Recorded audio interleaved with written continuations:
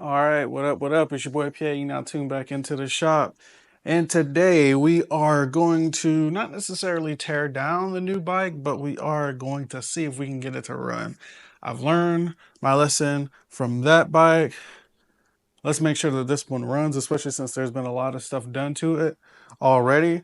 So, and for those that haven't seen the last video, this is a 77 Suzuki GS750. It's already had some stuff done to it, already kind of cafe, but there's some things that we can do, we can change, and bring this thing back to life. So today we got some basic stuff, and we got them from none other than Dime City Cycles in Tampa, Florida. I love going there just because they are close to me. I can get the parts same day, friendly atmosphere. But yeah, we got carb kits.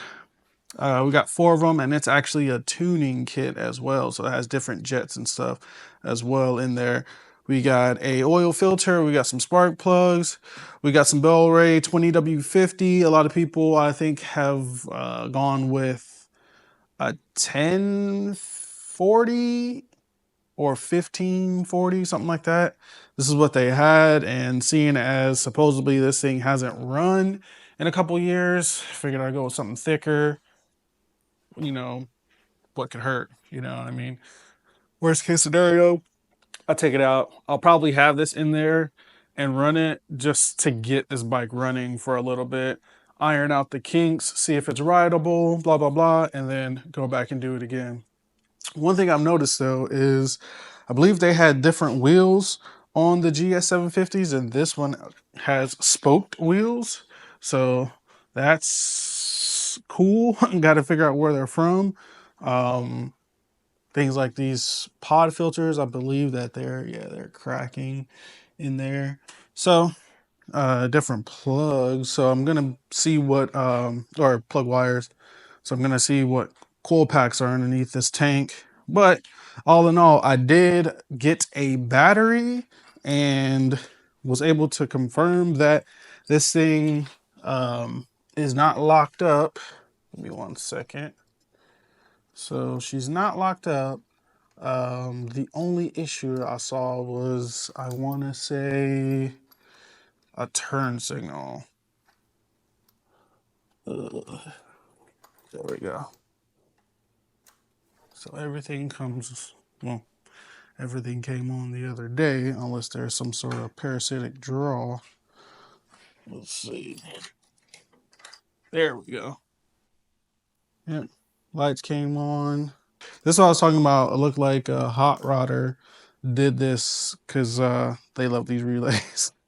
So might end up redoing wiring as well. Not sure. But and then start. So that's a good sign too. It sounds healthy. So we're going to, like I said, take this tank off. You're gonna drain it. And then also turn this thing off. Take the tank off, drain it. I have the little auxiliary fuel tank right there. So we might end up swapping. I don't know. I don't think it's worth swapping it. But yeah, use the auxiliary tank, and then we will try to see if we can get this thing to fire. I'll probably start with like starting fluid just to see, and then also see if I can get fuel down into the bowls. So the pit might be messed up as well, which that is something I did not get. But let's tear into it. All right, first things first, Jesus. We are going to check in the tank with our handy dandy borescope. I feel like there's a little something in there. Previous owner said that it was drained, but I don't know. So let's see.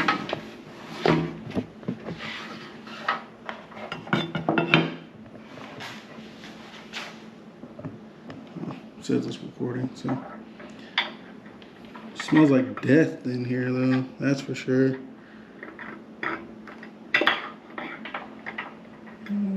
looks clean so far.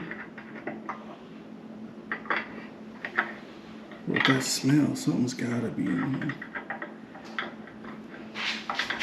Oh, that's fine. Yep, we got some water. Yeah, or old fuel, I don't know. Definitely got something in there.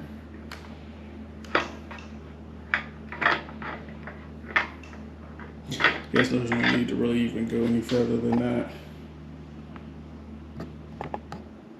Definitely got some fuel in there or something. So yeah, take this tank off, drain it, and see where we go from there.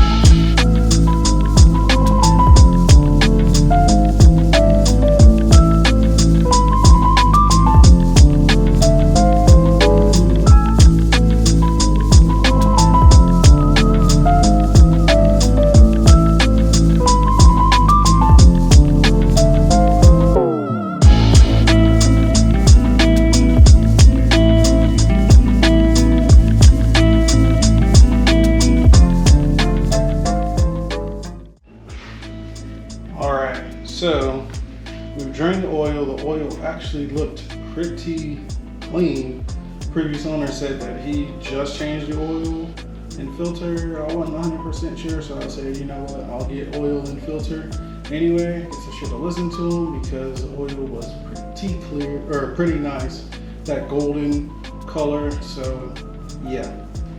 So now we're gonna add more oil into it. I've got one spark plug out, so that way we can test to see if we have ignition, because they have a separate, or they wired up a separate ignition switch. So just want to make sure that we have ignition. Also notice that these are cell coil packs, a little bit stronger, hotter spark. So yeah, I mean, we can get this thing to run and run well. There's, like I said, a lot of good stuff on it. So we might have, you know what, I'm gonna knock on wood. Let's add some oil into this thing. Let's check spark, and let's try and start it.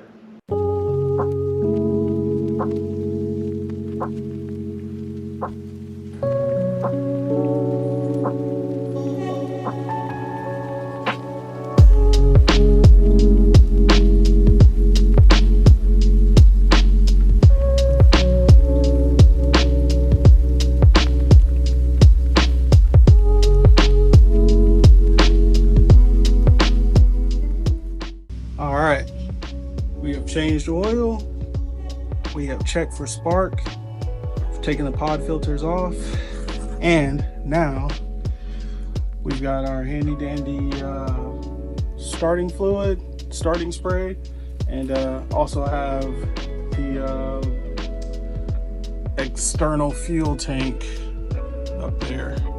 So if it starts fine with the spray, we're gonna try and put some fuel in that fuel tank and see if it'll run like that. Have a carb kit just in case. Also have an ultrasonic cleaner as well. So may be able to have this thing started and running for very cheap. So fingers crossed, let's see what we can get.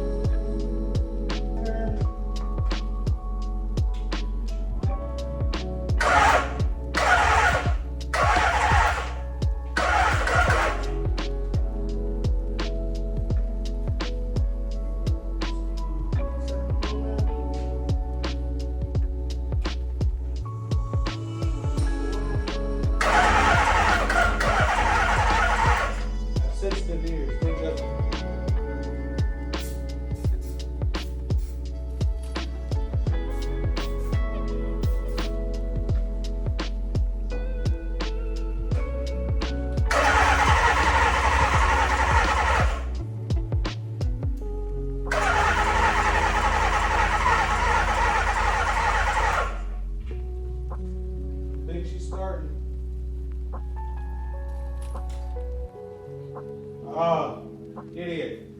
I didn't have it on all the way.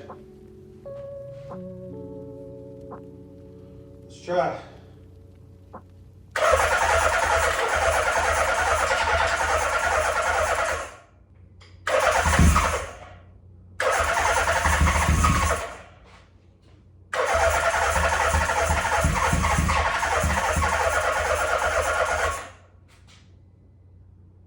All right.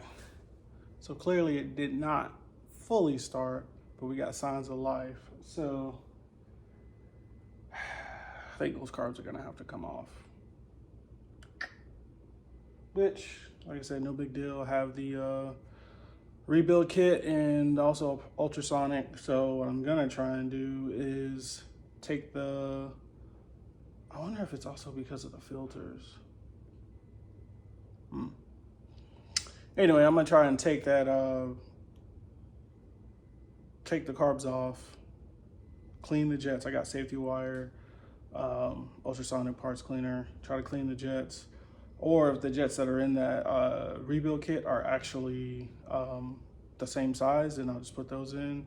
Do a little bit more research on pod filters, and it's still daytime, so I might be able to take a ride down to Dime City and pick up pod filters for this for these carbs. So until next time, it's your boy PA, leaving the shop. Peace.